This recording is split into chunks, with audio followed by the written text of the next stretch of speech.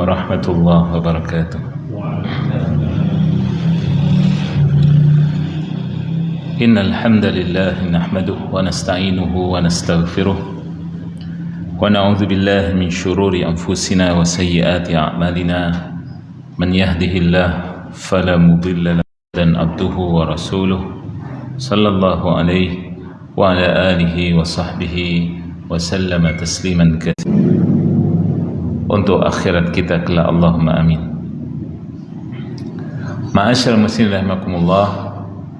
Adapun yang akan kita kaji ke depannya insyaallah, karena ini butuh beberapa pertemuan, yaitu dari sebuah kitab atau buku kecil sebenarnya. Judul aslinya Mu'awwiqat al-Hidayah, Mu'awwiqat al-Hidayah, atau yang saya terjemahkan dengan penghalang-penghalang hidayah, ya. Jadi ini cerita sebentar sebagai muqaddimah sebelum kita memasuki topiknya. Penulisnya adalah Abu Abdul Ilah Saleh ibn Muqbil al-Utsaimin, dan beliau juga kebetulan At-Tamimi, ya. Beliau ini adalah seorang guru yang mengajar di Madrasah Tsanawiyah Ar-Ridwan atau setingkat SMA kalau di Indonesia. Kemudian menjadi wakil madrasah di kota yang sama namun di sekolah berbeda, yaitu di Al-Andalus. Ada sebuah daerah atau ibaratnya di kita wilayah semacam permukiman kita, namanya Al-Andalus, ya. Kemudian beliau rupanya ini buku kecil tersebut maksudnya merupakan karya pertamanya, karena ibaratnya guru SMA dulu gimana ya, dan ini diantara istilahnya karir beliau di dunia. Adapun di zaman sekarang beliau itu diangkat sampai beliau juga merampungkan yakni belajarnya S3 atau doktoral, dan beliau menjadi diantara salah satu hay'ah kibar ulama di Al-Mamlakah Al-Arabiyah As-Saudiyah, diantara dewan ulama yang dikatakan terpandang atau besar di Saudi Arabia. Jadi buku tersebut dicetak tahun 1419 Hijriah atau tahun 98. Ya, taib. Jadi pada mulanya saya mendapati buku tersebut yang hanya berisi 84 halaman. Isinya 84 halaman dalam cetakan kecil. Yaitu pada tahun 2013 lalu saya mengkaji dari buku tersebut di Radio Al-Um, ya, yang waktu itu. Kemudian kalau diambil dari isi buku kecil tersebut saja, itu kurang menggambarkan tentang fenomena masyarakat, karena penulisnya dari Saudi, yang diangkat juga fenomena di masyarakat sana. Makanya dalam keterangan saya waktu itu juga menyebutkan dan mengaitkan dengan masyarakat kita di Indonesia. Kemudian menariknya, dalam durasi 1 jam setiap pertemuannya itu dimulai bulan Januari dan berakhir kira-kira bulan Maret atau April. Ini setiap pekan, seminggu sekali. Kalau tidak salah waktu itu hari Sabtu. Jadi ini sejarahnya. Kemudian ada di akhir dari kajian tersebut yaitu tanya jawab. Nah, dari tanya jawab ada dari pendengar yang bertanya apa bukunya diterjemahin ke bahasa Indonesia, atau saya bisa beli di mana gitu. Nah, dari situ kemudian saya mengetik, ya, mengetik, kemudian baru ya terbetik ketika di sini nih, apa nih, di Gria Muslim ini ya. Oh iya, apa ketika ditanya tentang topiknya, oh iya, ada simpanan ini dari file lama gitu. Untuk saya angkat kembali, mungkin ya, orang-orang tidak banyak yang mendengar atau yang mengetahui tentang masalah ini. Ala kulli hal, tentang penulis juga, bahwa beliau hafizallah masih ada. Saya mengecek di antara aktivitas beliau pernah di Masjid Nabawi akan menyampaikan istilah majelis ilmu. Kemudian begitu didata, ternyata yang mau hadir itu berkisar 5.000-an dari dalam dan luar negeri. Sehingga sempat diurungkan gitu ya. Karena mungkin kapasitasnya juga akan membuat padat masjid dan mungkin mau berpengaruh dengan orang-orang yang umroh dan semacamnya. Wallahul musta'an. Jadi ma'asyarul muslimin rahimakumullah, dari yang saya ketahui tidak ada istilahnya terjemah tentang buku tersebut. Kemudian saya mengecek tertanggal 1 April lalu ya, 2026 ini, tentang tema masalah ini itu baru muncul tahun 2020. Saya menggajinya tahun berapa tadi? 2013 ya. Itu baru muncul tahun 2020. Ada beberapa asatid yang mengangkat tema ini, dan saya mendapatinya juga ada sekitar beberapa saja. Sementara ini yang di buku kecil tersebut sampai belasan.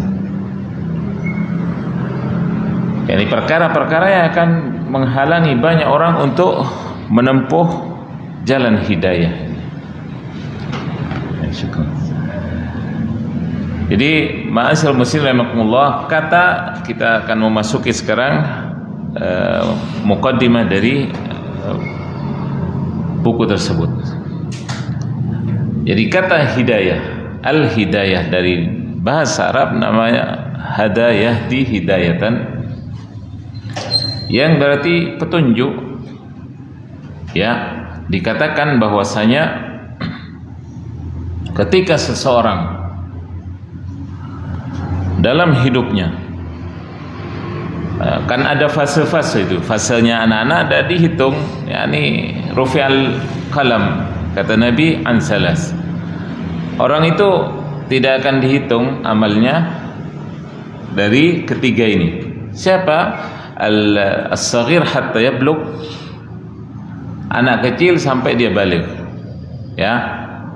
Wal majnun hatta yafiq, orang gila sampai balik akalnya atau waras. Kemudian an-naim hatta yastaqir, orang yang tertidur sampai dia bangun. Jadi ma'asyiral muslimin rahimakumullah, demikian orang ketika misalnya baru tersadar, misalnya perbuatannya selama ini apa? Maksiyah atau ma'asi, dosa, kemudian jauh dari taat, kemudian dia tersadar, maka dikatakan dalam bahasa Arab ihtada, dia sudah mendapat petunjuk, berubah. Yang misalnya apa itu, dari perbuatan dosa yang banyak sekarang dikenal dengan istilah hijrah. Hijrah ini sebenarnya kalau di zaman Nabi SAW, yaitu bagaimana beliau dari satu kota yaitu Makkah ke Al-Madinah. Nah, untuk zaman sekarang dikatakan hijrah itu minal maksiyah ila ta'ah. Dari tadinya bergelut dengan kemaksiatan dan dosa menuju ketaatan. Itu disebut dengan hijrah. Jadi dikatakan itu ihtada. Dan mengenai kalimat satu ini, hidayah sebenarnya dalam bahasa Indonesia ada asing, ya kan? Hidayah mungkin dinamakan untuk orang, perempuan, gitu ya. Bahkan saya tadi mau ke sini ada namanya masjid di mana nih? Jalan raya belakang situ, Masjid Al-Hidayah gitu ya. Baik, ala kulli hal. Secara garis besarnya bahwasanya hidayah itu ada dua. Al-hidayah itu ada dua. Ada namanya hidayatut taufiq, ada hidayat ad-dilalah. Hidayatut taufiq, ya,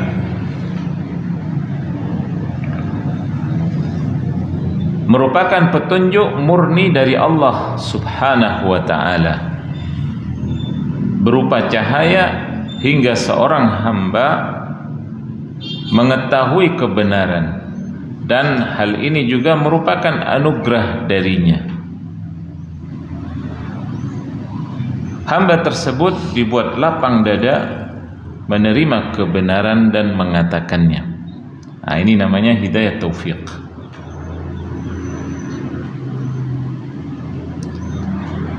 Jadi jenis hidayah yang satu ini sekali lagi apa istilahnya?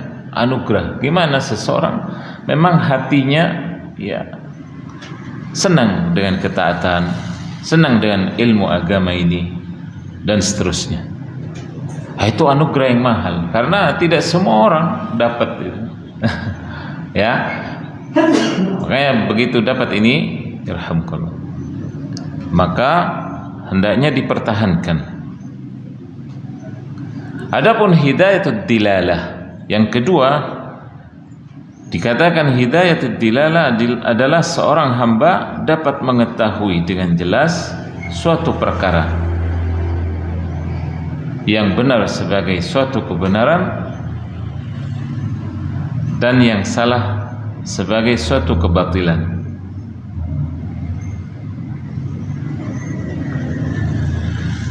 Nah, jenis yang satu ini dapat diraih dengan usaha seorang hamba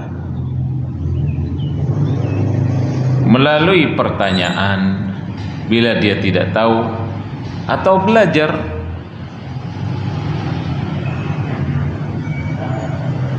Dan diutusnya para rasul dari sisi Allah Azza wa Jal, Rabb semesta alam, ini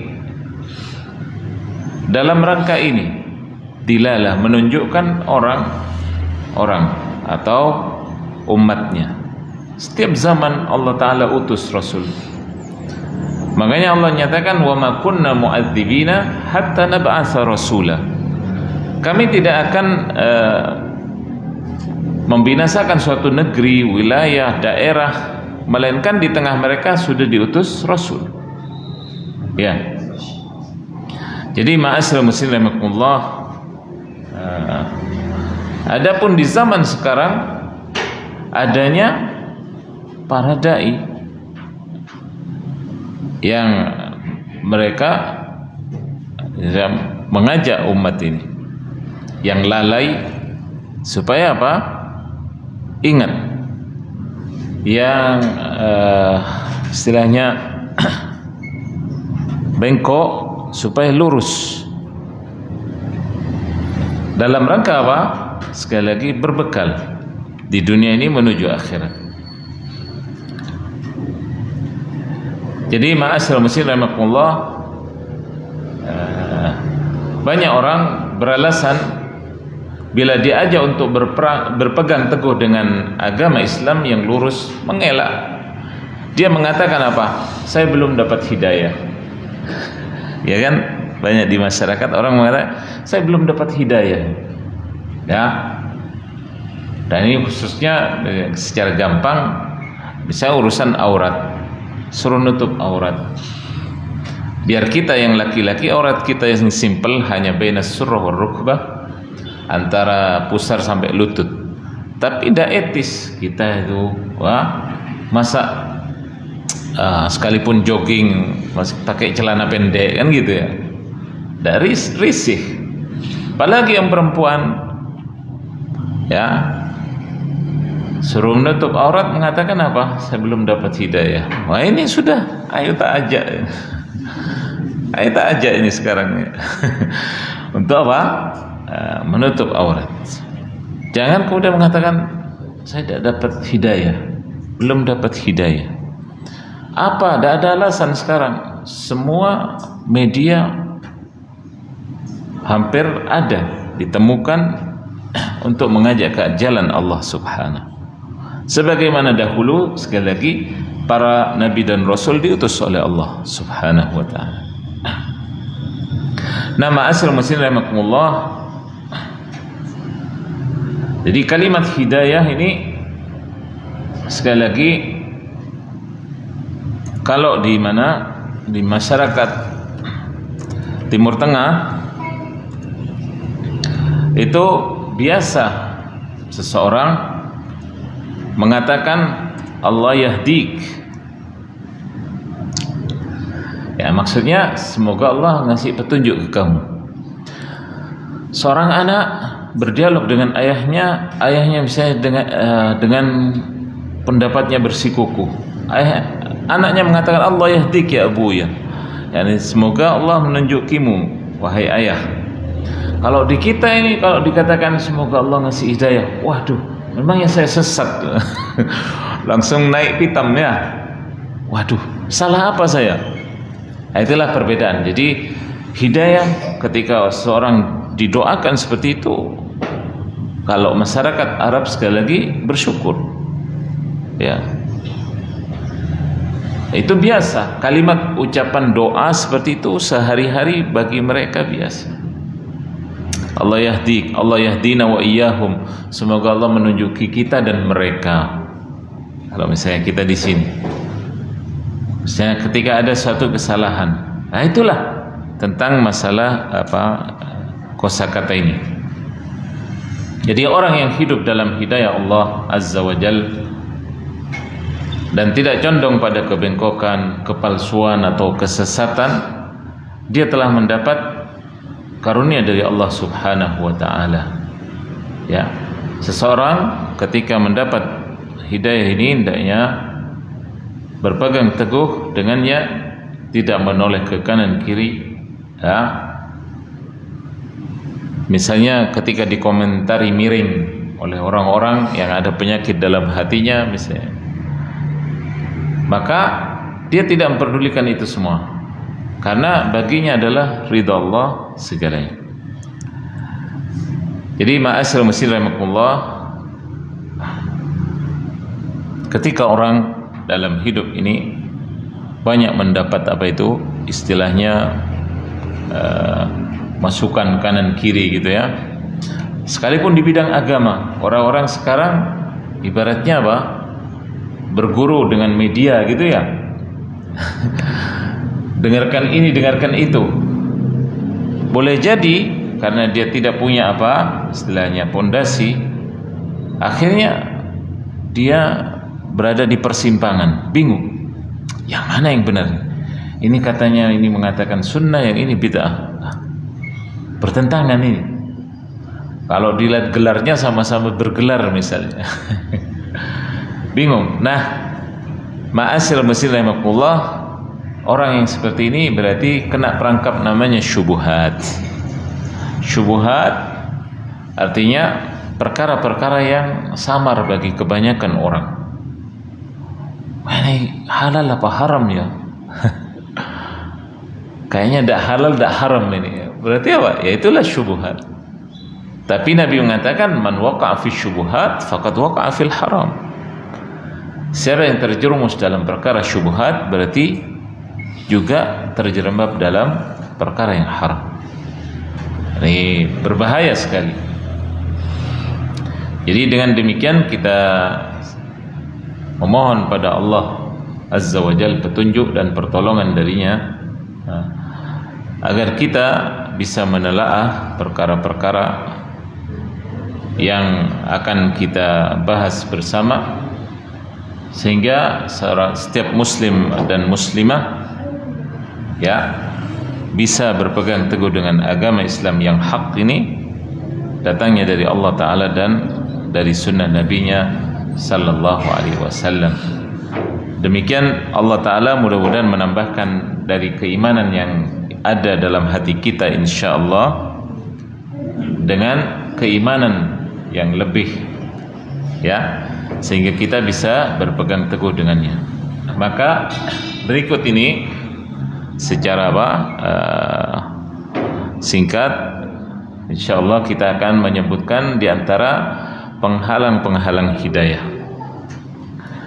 Sebelumnya mukaddimah ini ada yang tidak difahami, biar tidak ngantuk ini semua.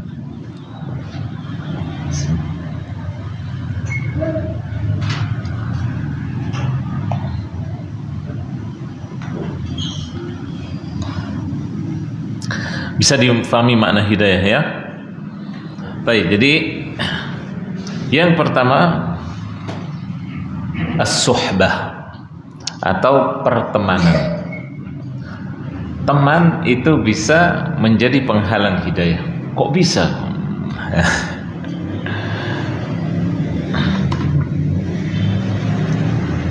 Jadi ini diantara ungkapan siapa? Abu Abdul Ilah Salih ibn Muqbil hafizallah ta'ala, yang kita jadikan rujukannya.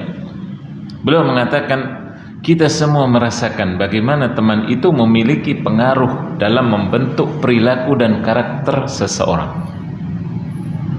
Atau dengan ungkapan bahasa Arab di masyarakat sana ada namanya pepatah as-sahib sahib. Bedanya apa? Shad dengan sin. As-sahib yakni teman, as-sahib itu artinya magnet. Teman itu adalah magnet. Jadi yang mana yang kuat itu yang dominan, ia yang akan mempengaruhi. Dia yang akan mempengaruhi satunya. Ya.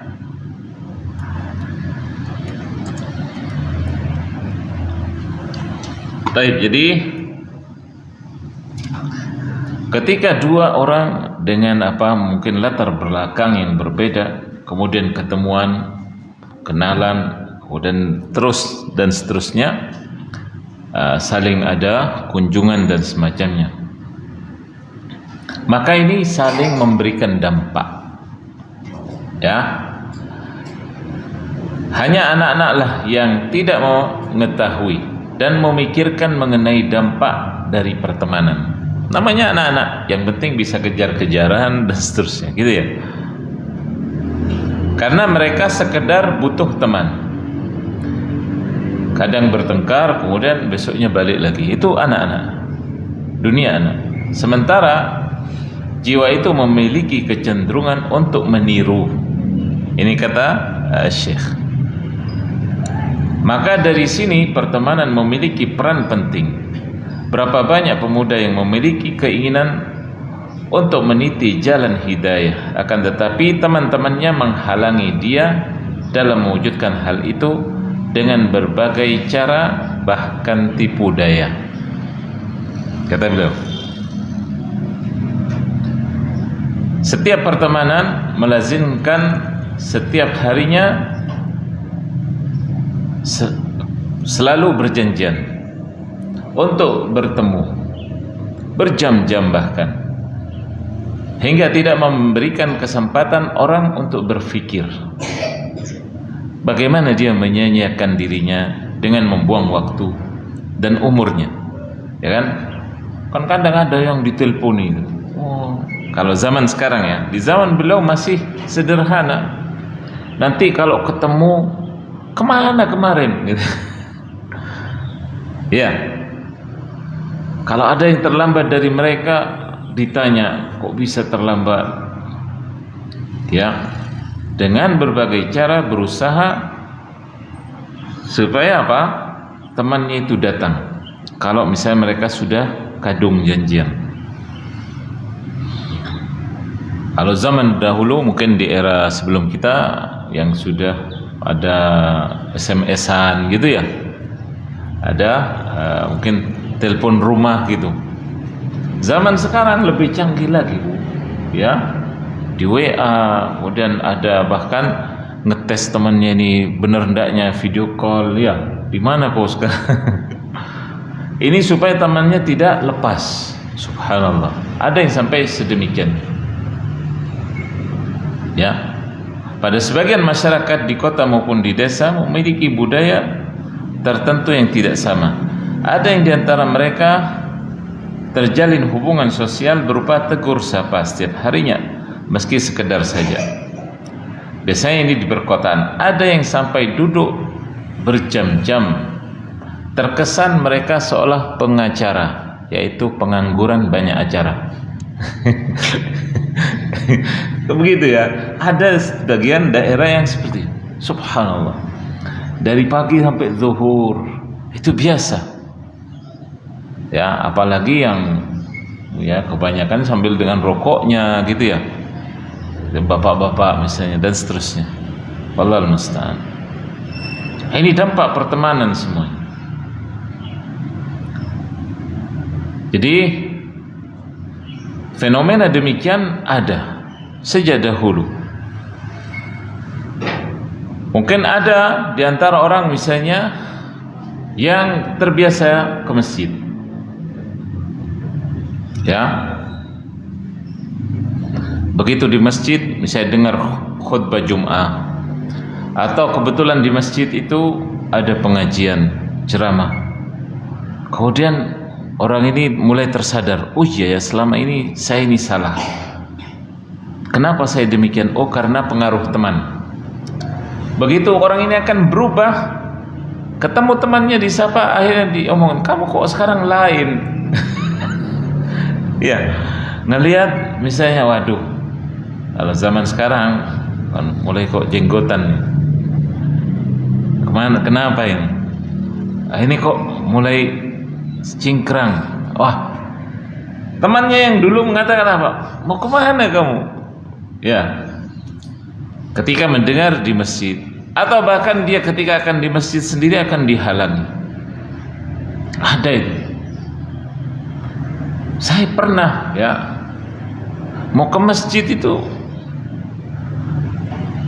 di istilahnya gempur dengan banyak pertanyaan. Pertanyaannya ya pertanyaan seolah agamis. Saya punya tetangga, saya mau ke masjid ini dipanggilnya, padahal ya, ditunggu orang kan, namanya imam gitu ya. Saya mau tanya, Ziyad, kenapa kalau orang batal wudu kok mukanya yang diusap bukan pantatnya? Loh, ini kan seolah kan agamis gitu ya. Kan pertanyaannya kritis gitu ya. Waduh, orang itu kalau tidak punya bekal, oh iya benar juga ya katanya. Berarti tidak logis Islam. Naudzubillah, astagfirullah. Ini kaidah ulama apa? Naqilu kufr laisa bikafir. Orang kalaupun menukil bahasanya orang yang sudah keluar dari jalan Allah kafir, tapi si pengucapnya karena meniru tidak kafir. Seperti saya menukilkan orang ini tadi. Dia mengatakan apa? Kenapa kok yang diusap mukanya? Ya. Baik, jadi singkat kata saya mengatakan bahwa apa? Yang namanya agama Islam wahyu.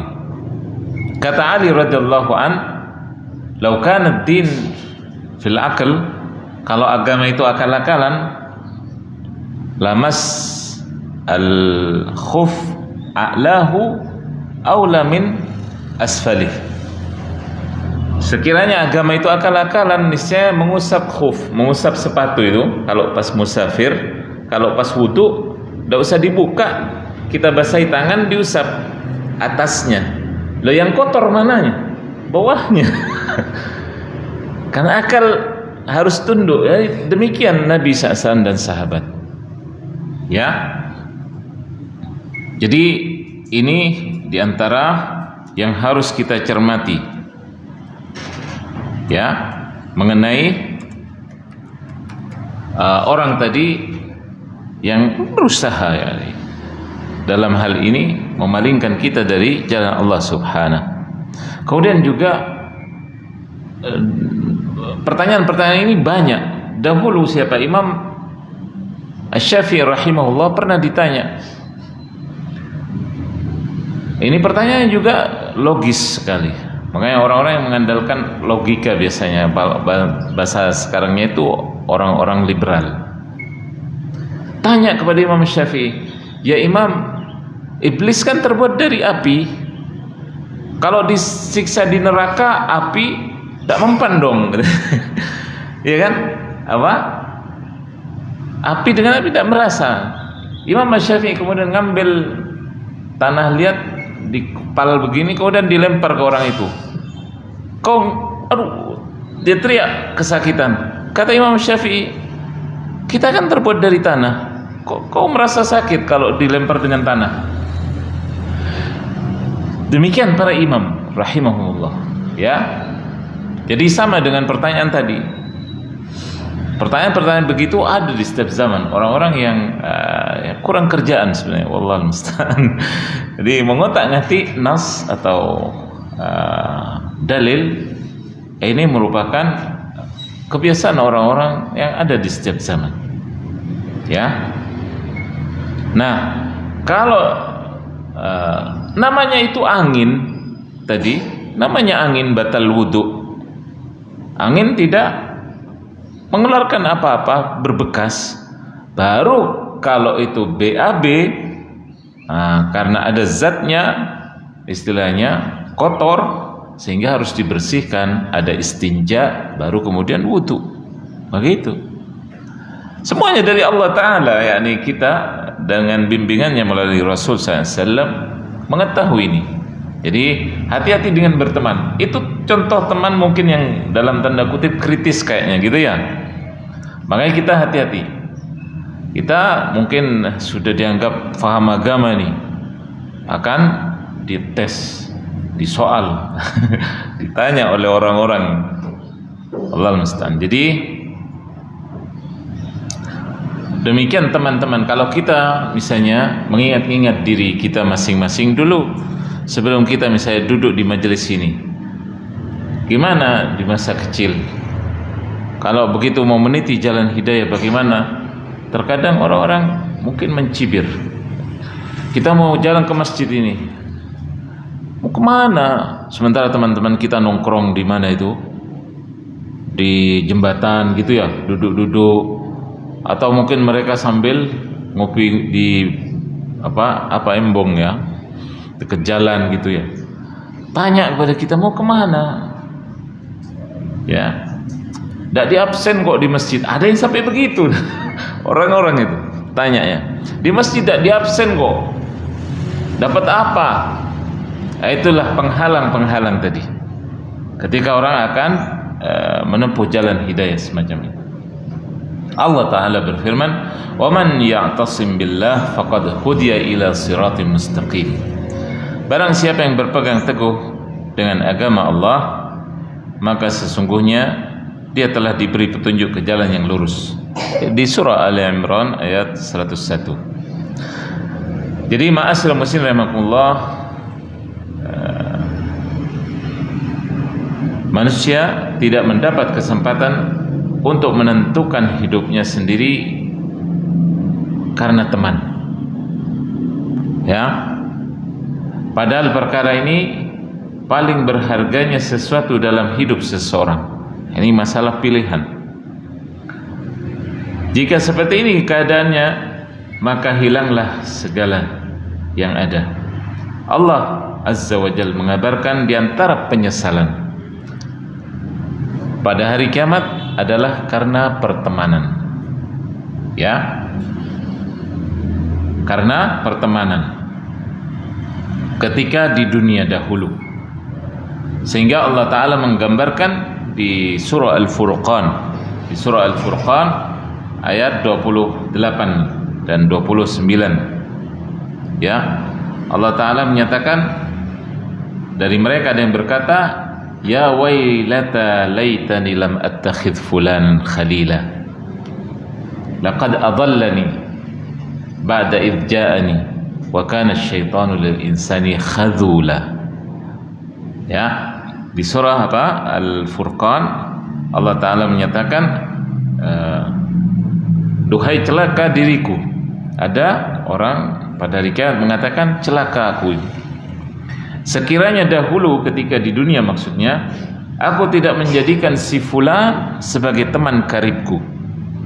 Nah, si fulan ini, ungkapan fulan ini maksudnya orang yang tidak ingin disebut namanya, makanya mengatakan fulan. Kalau di kita si A si B gitu. Sekiranya aku dahulu di dunia tidak menjadikan fulan sebagai teman karibku, sungguh dia telah menyesatkan aku dan mengingat Al-Quran. Jadi mau ngaji tidak bisa karena terhalang dengan temannya, diajak temannya. Ya, setelah datang petunjuk padaku, kata orang ini, benar-benar syaitan itu menipu manusia, ya, dengan berbagai cara. Jadi setan itu dengan berbagai cara. Memang dia tidak nampak. Makanya para ulama mengatakan ada syaitanul ins, ada syaitanul jin. Setan dari kalangan manusia, setan dari kalangan jin. Ya. Jadi demikian setan itu ada dari kalangan manusia dan dari kalangan jin. Nah, dari kalangan manusia teman-teman yang menyesatkan itu, dari kalangan jin yang tidak nampak oleh kita. Makanya ini penting juga, di antara kaidah ahlus sunnah, orang yang berada di atas sunnah Nabi SAW, agama Islamnya adalah apa? Tidak berusaha untuk mengetahui sesuatu yang gaib. Kita ini tidak dibuat melihat jin atau sebangsanya, itu karena hikmah dari Allah Ta'ala. Pelajarannya apa? Makhluk yang beda dengan kita, bentuk fisiknya, bentuk. Kalau kita melihat nanti malah kita ketakutan, tidak bisa tidur nanti. Makanya aneh sekarang ketika ada orang berpenampilan pakai peci begini atau bahkan surban, kemudian mengatakan apa? Bentuknya setan begini-begini, dia melihat dan semacam. Ini diantara dajjal atau kadzab, maksudnya para pembohong. Allah Ta'ala sekali lagi tidak menampakkan untuk kita, karena itu tadi pelajarannya. Jadi ma'asyiral muslimin rahimakumullah, demikian pertemanan tadi maksudnya. Jangan sampai kita menyesal sebagaimana yang Allah Ta'ala kabarkan tadi di dalam surah Al-Furqan. Kemudian ma'asyiral muslimin rahimakumullah, masih ungkapan dari penulis di sini yang mengatakan bahwa pertemanan kalau di lingkungan beliau di masyarakat di Saudi Arabia, ada yang kata beliau sifatnya mingguan atau ada yang bulanan, ya, atau ada yang sebulan 2 kali, ya, sehingga setiap orang sangat menjaga untuk datang selalu. Momen sebulan sekali sayang tidak datang, ya, akhirnya terus dia ikut, tidak pernah absen. Sementara apa yang dibahas di pertemuan itu? Itu. Bahkan saya mengatakan di sini rayuan bagi mereka istilahnya yang punya ide untuk mengumpulkan orang-orang di situ, ya, sehingga kalau ada yang absen diteleponi, ditanya, ini semuanya. Nah, dampak negatifnya dari pertemanan tadi. Sehingga ketika seseorang tadinya misalnya pas mau hadir ke pengajian, kemudian temannya ngajak malah kemana itu? Ke tempat lain. Biasanya kemana? Entah ke kafe, ke mall, kemana itu? Ya kan? Terhalang dia dari mendapat ilmu yang bermanfaat untuk bekal dia keimanannya. Maka demikian pertemanan yang jelek, kata beliau. Ya. Jadi ma'asyiral muslimin rahimakumullah, itu ada kira-kira di masyarakat Timur Tengah. Kalau di kita ada enggak? Yang sifatnya mingguan, bulanan gitu ya. Bahkan ditambah lagi dengan ikatan kalau di kita ini dengan arisan gitu ya. Entah arisan keluarga atau umum kan gitu. Tapi dampaknya tidak diperhatikan. Nanti urusan apa? Urusan juga kabar-kabari itu? Lisan. Urusan gosip ya. Gosip. Ada yang nyingkat itu. Digosok makin sip kata. La haula wala quwata illa billah. Ini dari pertemuan-pertemuan yang ada tadi. Kemudian kata beliau lagi, ada jenis pertemuan lainnya dengan mendirikan kemah atau menyewa tempat peristirahatan yang ada. Kalau di kita villa ya, nyewa villa sampai ya, untuk mengumpulkan anggota-anggotanya, sehingga ada yang bahkan membangun permanen biar tidak cari tempat setiap saat, tidak ke tempat yang lain, sudah pada tahu anggotanya di situ ya. Kemudian kata beliau, ada dari mereka yang mengumpulkan donasi atau bahkan menanggung secara pribadi biaya guna membangun tempat tadi agar anggotanya tidak lari. Kemudian ada yang menambahkan kesepakatan, itu didata itu, anggotanya siapa saja, dengan kesepakatan dan syarat yang menyulitkan seorang anggota untuk keluar dari situ. Mau keluar tidak bisa ya. Sehingga kalaupun seseorang lepas dari ikatan tadi, maka dia merasa dirinya sebagai orang yang seolah dihinakan, dikucilkan. Nah, inilah bentuk tipu daya para teman, kata Syekh, dalam melegalkan hubungan mereka, sehingga seseorang sulit untuk berpegang teguh dengan agama, atau bahkan sama sekali mengurungkan niat untuk meniti jalan hidayah. Bagi yang diuji dengan perkara ini, kata beliau, hendaknya mengetahui bahwa siapa yang meninggalkan sesuatu karena Allah, niscaya Allah Azza wa Jalla akan mengganti dengan yang lebih baik. Akan mengganti dengan yang lebih baik. Kalaupun meninggalkan yang baik, akan ditunjukkan pada yang lebih baik. Ya, dari sini pentingnya menyaring teman. Pilih orang yang baik. Kalau laki-laki mencari yang saleh, kalau perempuan mencari yang salehah. Karena itu tadi pengaruh teman luar biasa. Ya. Jadi Nabi sallallahu alaihi wasallam, kalau tadi ya, diibaratkan seperti magnet, Nabi SAW dalam sabdanya mengatakan mathalul jalisis salih,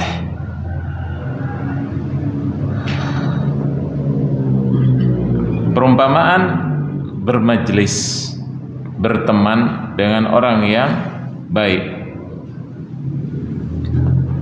wasu, atau orang yang berteman dengan yang jelek, kamathali hamilil misk, kahamilil misk wa nafikhil kir. Nabi ngasih perumpamaan dua. Kalau temannya baik seperti penjual minyak wangi. Penjual minyak wangi. fahamilul misk imma an yuhdhika wa imma an tabta' minhu. Kalau orang berteman dengan teman baik seperti penjual minyak wangi tadi, kau akan ketampiasan, akan dapat percikan dari apa? Minyak wangi itu. Kau ikut juga wangi. Atau kau membeli darinya, sehingga engkau juga bisa mengenakannya. Wangi, dampaknya baik. Ya.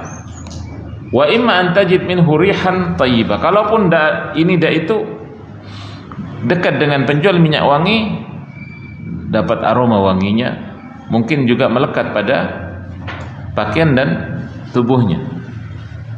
Adapun pertemanan yang jelek diibaratkan oleh Nabi nafikhul kir, orang yang dekat dengan pandai besi, orang yang ngelas gitu.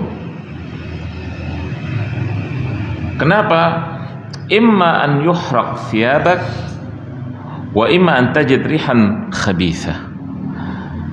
Kalau kau dekat-dekat dengan tadi api itu, dekat dengan las, kau bisa kepercik apinya dan bajumu bisa bolong, minimal gitu ya. Atau kau dapat apa? Yani baunya besi. Ya. Nah, ini perumpamaan dari Nabi SAW, bukan berkaitan dengan apa profesi lah ya. Kalau profesinya baik, sama-sama dagang, ini dagang, yang itu juga dagang besi, kemudian membantu orang bikin pagar, ya, membantu orang bikin apa, mungkin tralis, jendela untuk keamanan. Profesinya bagus, membantu. Tapi yang disorot oleh Nabi SAW di sini adalah masalah apa? Masalah dampaknya, baunya. Itulah pertemanan. Kalau dilihat orang siapa temannya, oh itu yang selalu sholat ke masjid 5 waktu misalnya, maka insya Allah khair, insya Allah baik. Tapi kalau ditanya siapa temannya itu yang di mana, kalau dulu mana itu tempatnya game-game itu apa?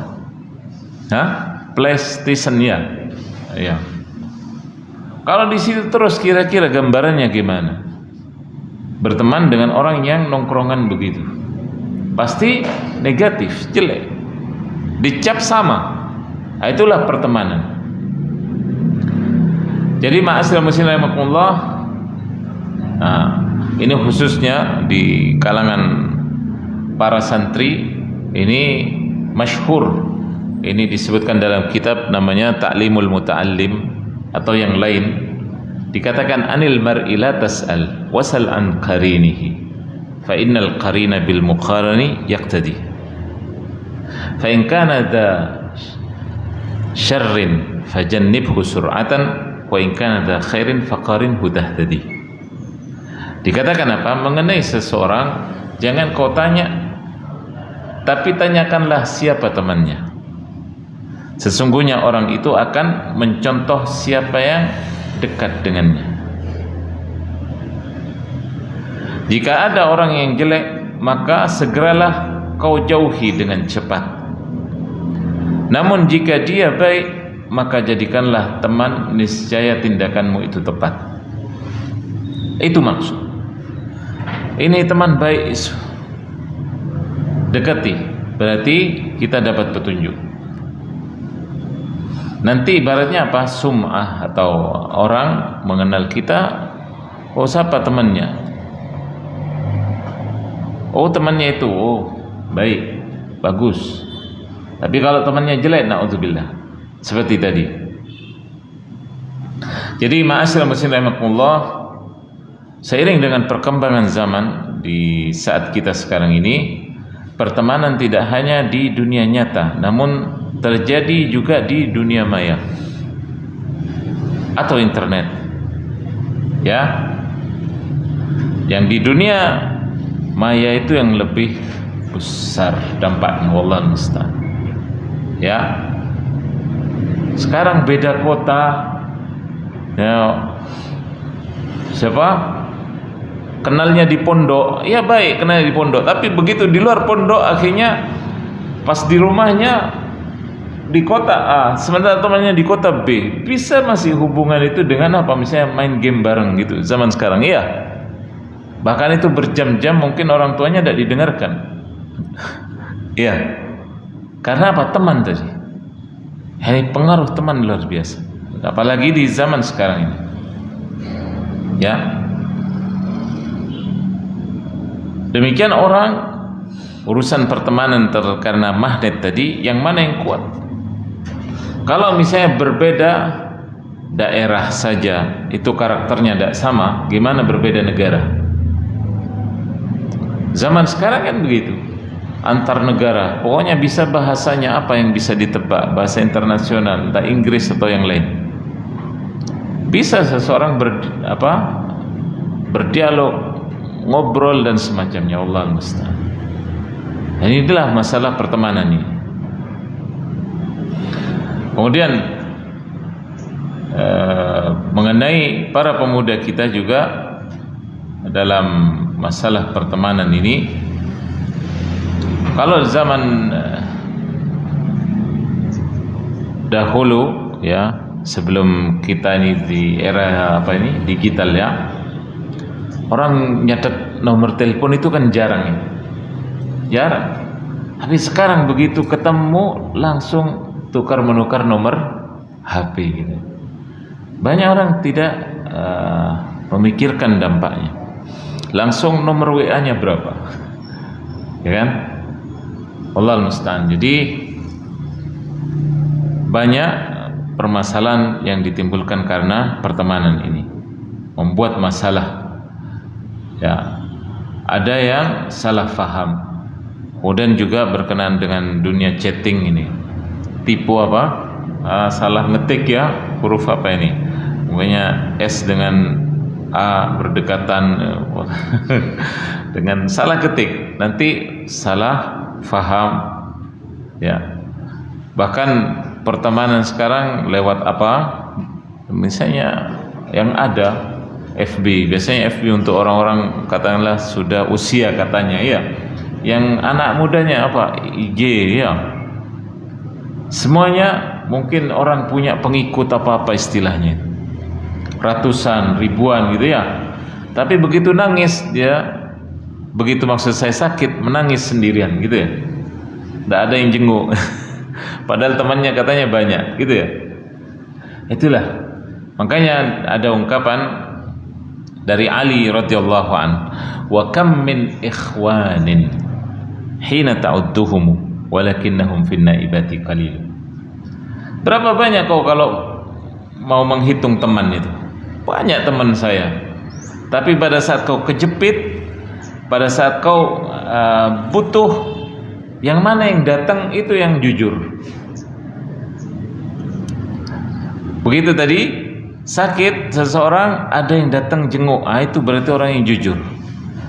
Kalau sekedar lewat WA, syafakallah, syafakillah, syafahullah, semua bisa. Tapi yang datang sakit apa? Kemudian apalagi misalnya menghibur, tunggu sini misalnya. Bahkan Syekh bin Utsaimin rahimahullah mengatakan silakan berlama-lama kalau diminta oleh si sakit. Tunggu dulu, karena orang sakit butuh apa? Hiburan. Dia meluapkan apa keluhannya dan seterusnya. Itu teman yang jujur. Kalau sekedar lewat tadi ungkapan yang sekedar, kalau dulu orang mengatakan sekedar di bibir, sekarang sekedar tulisan. Ya, lihat orang sebelum ini, jujurnya mereka sampai apa kesenangannya yang sakit ini apa? Oh, ini bawa buah. Itu pertemanan yang baik. Tapi sekarang wallahu musta'an, ya, bahkan kita di zaman orang-orang yang pertemanannya sebatas kemaslahatan.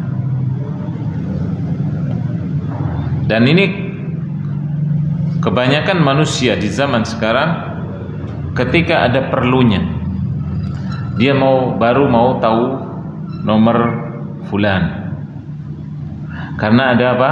Ada maunya. Nanti kalau apa? Saya butuh, saya akan hubungi fulan. Jadi pas butuhnya aja menghubungi. Pas tidak ada apa-apa, tidak ada juga. Tidak mau ingat, tidak mau kenal. Allah musta'an. Dan ini terkadang karena sombong. Biasanya orang kalau sudah pada taraf tertentu, dia mungkin kehidupannya dalam tanda kutip kata orang mapan, atau dia sudah levelnya mungkin istilahnya figur publik apa itu, ya kan? Biasanya begitu. Hanya saat apa? Dia merasa banyak dibutuhkan orang, dia tidak butuh sama orang. Na'udzubillah. Nah, ini bentuk maghrur atau orang yang tertipu dalam masalah ini. Kemudian ma'asyiral muslimin rahimakumullah, dari sini kita juga mengambil pelajaran bahwasanya bagian dari seni dalam kehidupan ini bagaimana kala seseorang berinteraksi dengan sesama. Soal pertemanan, ya. Dan kita ini tidak akan tahu seseorang melainkan kala kita tinggal bersamanya atau pernah berinteraksi dengan dia. Kalau sekedar masya fulan apa, baik, masya Allah, iya, tapi tidak cukup. Ketika kita misalnya hidup dengan dia atau berinteraksi dengan dia, urusan muamalah, urusan misalnya apalagi berdagang, urusan fulus, baru ketahuan orang. Ya, kalau sekedar misalnya ini bukan kita meremehkan non sewu ya. Ini misalnya kenalnya di masjid, sholat 5 waktu ke masjid, iya. Karena saya mengatakan begini, ada kasus di zaman Umar radhiyallahu anhu. Ada orang dikatakan kesaksiannya baik-baik, tapi Umar mengajukan pertanyaan-pertanyaan kepada orang yang menyanjung. Kepada siapa? Orang yang menyanjung. Fulan ditanya, masya Allah. Kata Umar radhiyallahu anhu, ya, beliau bertanya, apa engkau pernah tinggal bersamanya atau safar, bepergian? Karena pada saat bepergian itu kan ada waktu ya, banyak waktu senggang gitu ya.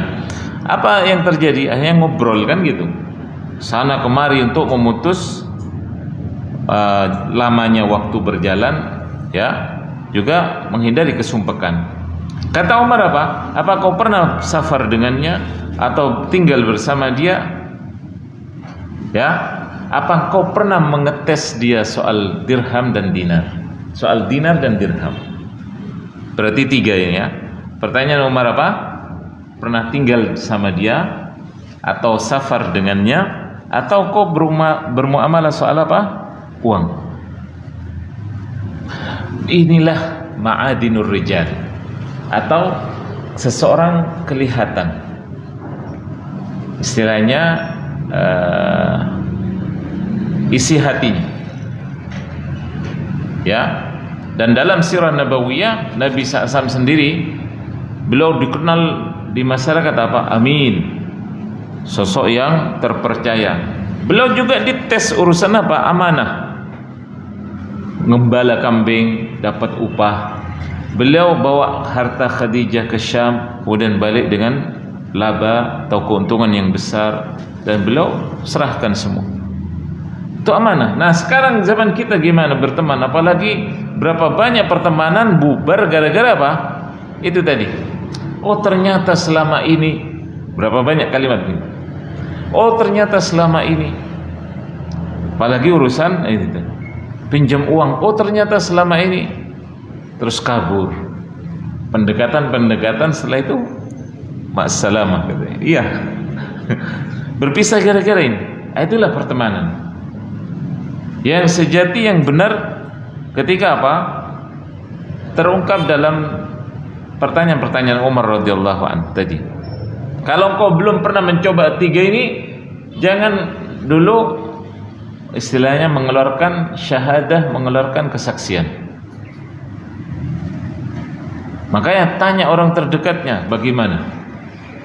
Nah, ini masalah pertemanan. Jadi ma'asyiral muslimin rahimakumullah, setelah teruji Nabi kita SAW dengan hal-hal tadi, baru beliau oleh Allah Ta'ala diangkat kedudukannya di sisinya subhanahu wa ta'ala dan di sisi manusia.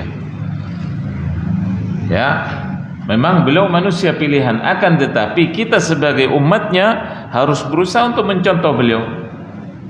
Kalaupun tidak sampai seperti beliau, dan mustahil sampai seperti beliau, tapi usaha kita itu sudah menunjukkan poin. Kita dapat apa?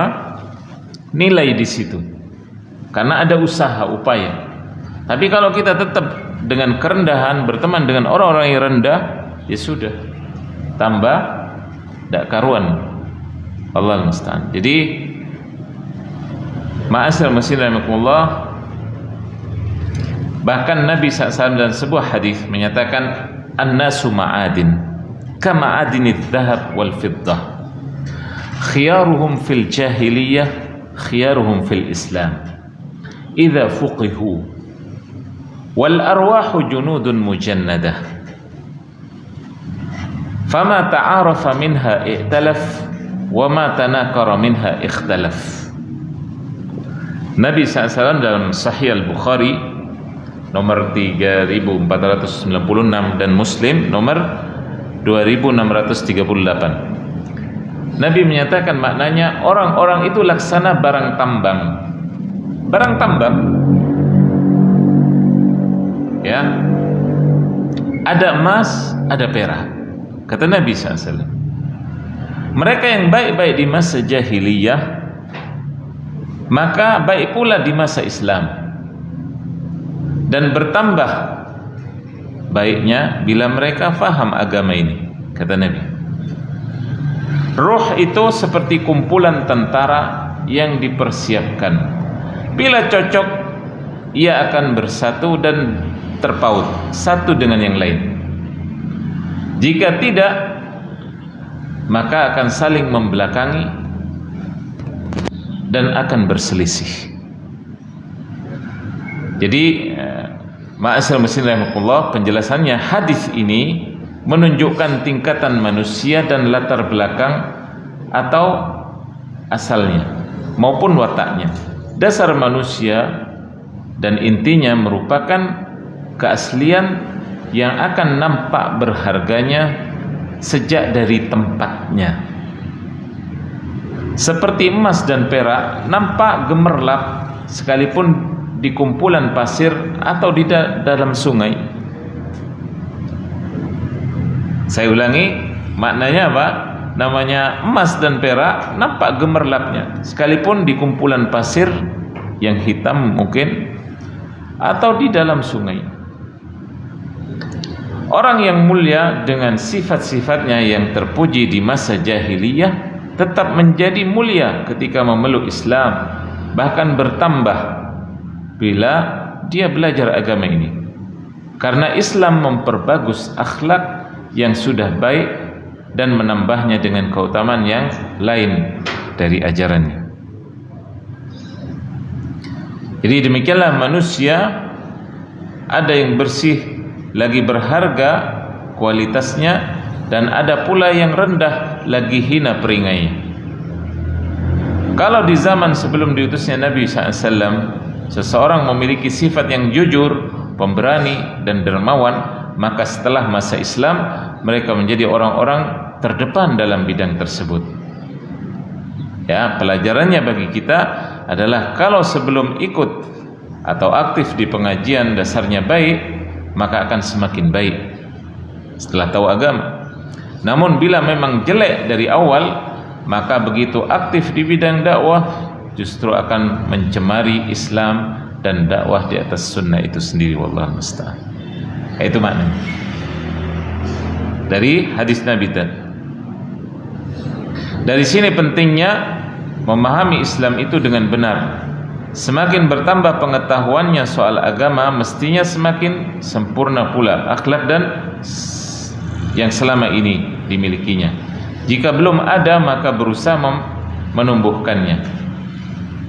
Karena akhlak itu tanpa keimanan tidak akan berbuah pahala. Ya, akhlak tanpa iman tidak akan berbuah pahala. Amal tanpa iman juga sama. Nah, contohnya di sini ada dahulu sahabat Adi ibn Hatim radhiyallahu anhu. Adi ibn Hatim, ayahnya dulu ya ada namanya Hatim At-Tai, dari daerah Tai, itu sekarang masuk wilayah Al-Iraq. Orangnya dikenal dermawan sekali. Ayah dari sahabat Adi ini punya kemah di tengah padang pasir. Kemah itu menjamu setiap orang yang lewat. Disediakan di dalamnya apa? Air, makanan. Bahkan kalau ada keluarga lewat, Hatim ini mengalah. Kemahnya suruh tempati, dia pulang ke daerahnya.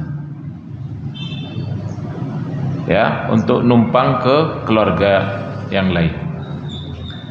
Demikian amalnya luar biasa.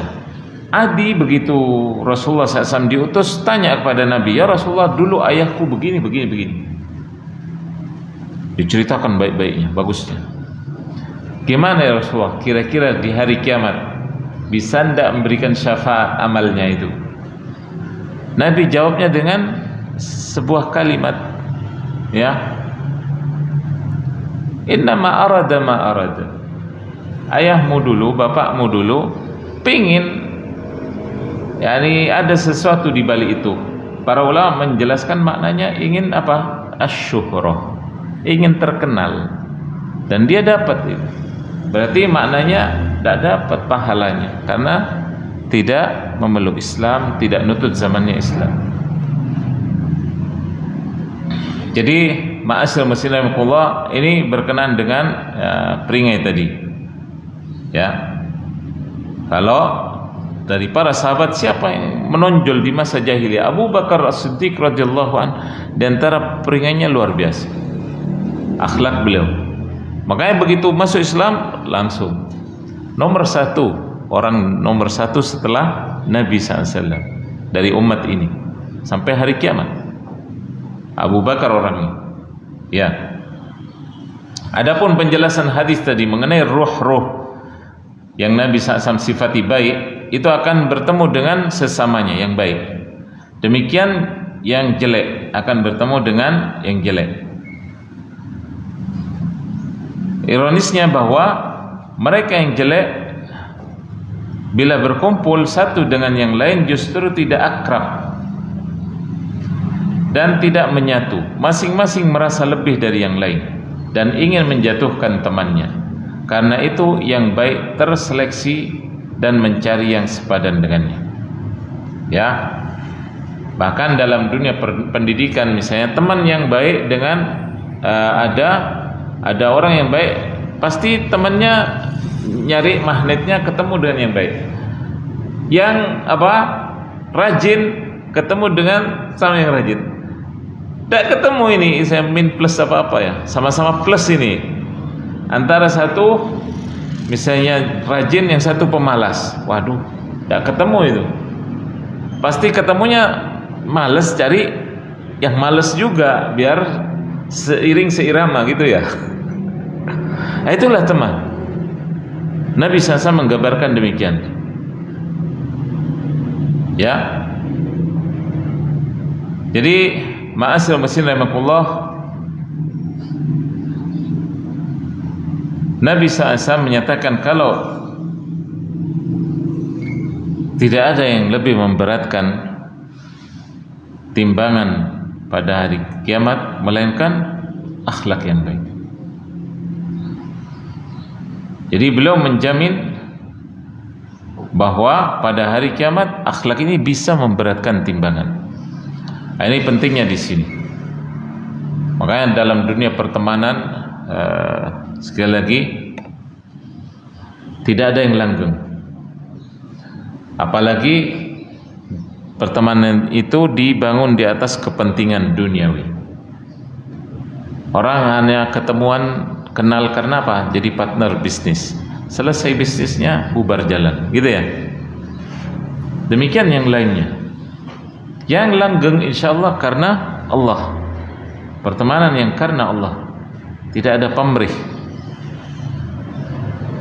Bahkan Nabi SAW menjamin, ya, di antara sab'atun yudhilluhumullah fi dhillih yauma la dhilla illa dhilluh. Di antara 7 yang akan mendapat naungan pada hari kiamat, pada saat manusia berlari cari naungan ini. Nabi disebutkan di antara yang 7 itu apa? Ya, masalah pemimpin yang adil. Itu bukan kita. Kemudian seorang pemuda yang tumbuh dewasa karena dari kecil taat pada Allah Ta'ala. Kemudian orang yang hatinya terpaut dengan masjid. Kemudian yang keempat, 2 orang tahabba fillah waftaraka alaih. 2 orang berteman sama-sama karena Allah, karena agama. Kumpulnya, kenalnya karena itu, kemudian berpisahnya juga karena itu. Ini pada hari kiamat akan dapat naungan Allah Ta'ala. Orang yang seperti ini. Kemudian baru setelahnya seorang laki-laki yang teguh, ya, yang menjaga kehormatannya. Kemudian seorang yang bersedekah, tangan kanannya, tangan kirinya tidak tahu. Dan seseorang yang ketika sendirian mengingat Allah, dia menangis. Tidak ada orang, bukan karena ingin diliput media, tapi karena sendirian, bukan karena bersama orang. Itulah yang Nabi SAW sebutkan sebagai golongan yang akan dapat naungan Allah pada hari kiamat.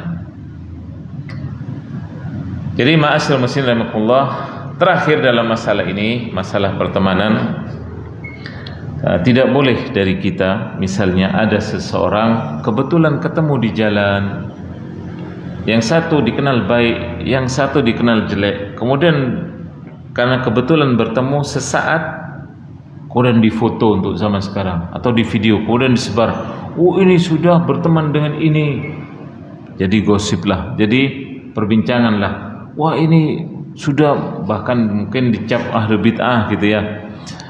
Ini tidak boleh, karena boleh jadi orang tadi bertemu dengan dia untuk memberikan masukan, atau bahkan menasihatinya kalau dia lebih tua pada yang lebih muda, atau yang lain, karena pertemuannya hanya yakni sesaat atau dalam satu majelis dan semacamnya. Jadi ini semuanya diharapkan supaya kita mengedepankan husnudzan, yakni berbaik sangka dengan sesama. Jadi ma'asyiral muslimin rahimakumullah, itu yang pertama, yaitu masalah apa tadi? Pertemanan. Soal yang pertama kali menghalangi dari hidayah. Sampai di sini dulu. Kita mungkin ada yang ditanya atau dialog di sini.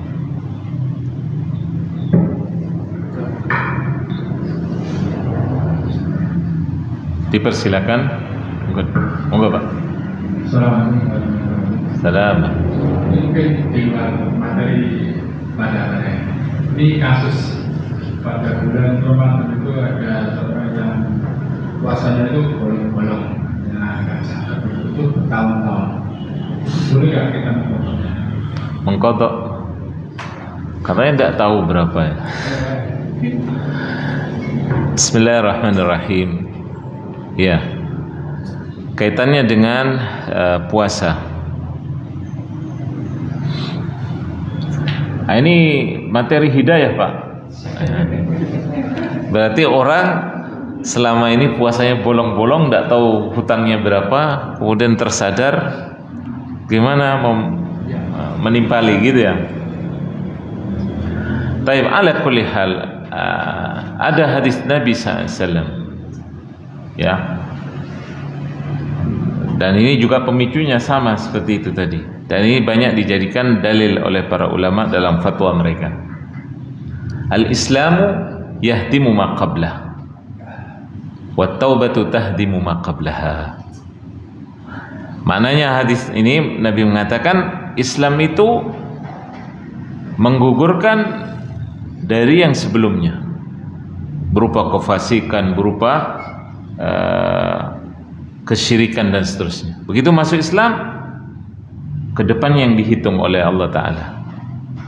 Islam dengan masuknya seseorang membuat lenyap yang sebelumnya. Demikian taubat. Orang sudah muslim nih, muslimah, tapi tadi misalnya, waduh, sholat sudah berapa tahun tidak sholat, puasa baru sekarang ini, puasa setelah umur dari akil balik, mungkin umurnya sekarang 40-50, gimana ini? 20 tahun enggak, 25 tahun enggak puasa, na'udzubillah. Ala kulli hal, yang diperhatikan sekali lagi apa? Kedepannya. Berarti begitu orang seperti tadi tidak puasa, tidak ketahuan berapa puasanya yang dia tinggalkan, maka kedepannya dia perbanyak puasa sunnah. Misalnya Senin Kamis atau Ayyamul Bid, 3 hari setiap bulannya di tanggal 13, 14, 15 Hijriyah ya, Hijriyah, bukan kalender umum ya, karena kaitannya dengan bulan ya. Jadi perhatikan ke depannya bagaimana dia bersemangat mengerjakan puasa-puasa sunnah. Apalagi yang selain Senin Kamis, Ayyamul Bid, puasa 6 hari bulan Syawal. Misalnya sadarnya tobatnya sekarang, oh iya ya, aduh, Ramadan kemarin berapa? Oh, mungkin masih ingat kalau Ramadan kemarin ya, mungkin berapa? 20 hari berapa? Tapi Ramadan tahun lalu, tahun sebelumnya, maka diharapkan dengan memperbanyak puasa-puasa sunnah nanti bisa menambal, gitu. Termasuk sholat ini juga. Waduh, sholat saya sudah tahu sudah gimana, berapa tahun yang tidak dilakukan. Maka kedepannya banyak sholat sunnah. Karena ada hadis Nabi SAW di hari kiamat, ketika sholat seorang hamba diperiksa, ya, malaikat laporan dan Allah Maha tahu. Kemudian Allah Ta'ala dengan rahmatnya masih melihat, unzuru li abdi hal min nawafil. Lihat hambaku itu punya celengan dari ibadah sunnahnya enggak. Berarti kalau sholat sunnah, kalau puasa sunnah. Demikian seterusnya, ya, sehingga diharapkan yang dia kerjakan bisa menambal dari yang sudah ditinggalkan. Wallahu ta'ala a'lam. Mungkin ada yang lain?